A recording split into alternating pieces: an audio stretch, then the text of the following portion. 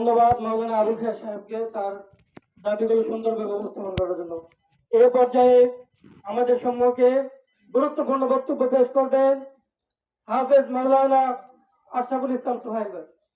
لله وكفى وسلام على عباده الذين اصطفى أما بعد فأعوذ بالله من الشيطان الرجيم بسم الله الرحمن الرحيم ولا تقولوا لمن يقتل في سبيل الله أموات وقال النبي صلى الله عليه وسلم الجهاد ماض إلى يوم القيامة أو كما قال عليه الصلاة والسلام সম্মানিত মুসলিম কিরাম, সম্মানিত তাওহীদি জনতা, আজকে আমরা সকলে এক হয়েছি কারণ আমরা এক আল্লাহর গোলাম, ঠিক কিনা বলেন?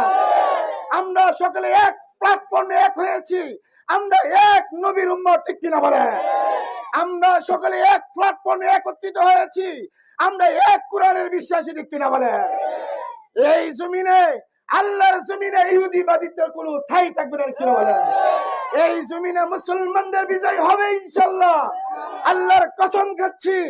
ফিলিস্তিন বিজয়ী হবে, মুসলমানদের বিজয় হবে, এই দেশের মধ্যে কোরআনের শাসন কায়েম হবে ইনশাআল্লাহ। আমাদের আজকের একত্রিত হওয়ার পরে আমরা যে দুটি বিষয় ঘোষণা দিচ্ছি, এই দেশের মধ্যে ইহুদিদের পণ্য বয়কট করতে হবে। কারা কারা রাজি আছেন হাত তোলেন। সোজা কথা, বেকার কথা চলবে না। এই কাটকাল বাজারের মধ্যে ইহুদি পণ্য চলবে না, ঠিক কি? সবাই রাজি আছেন তো? ইহুদি পণ্য আমরা সকলে বয়কট করব, যারা বয়কট করবে না তাদেরকে আমরা বয়কট করব।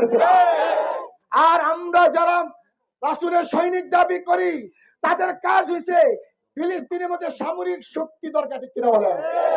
আমরা এখন থেকে আমরা সকলে নিয়ত করে নেই, আমরা শহীদি তামান্না নিয়ে আমরা সকলে নিয়ত করে শহীদ হওয়ার জন্য কার কার নিয়ত আছে ফিলিস্তিন নিয়ত করে দেখায়। নারে তাকবীর।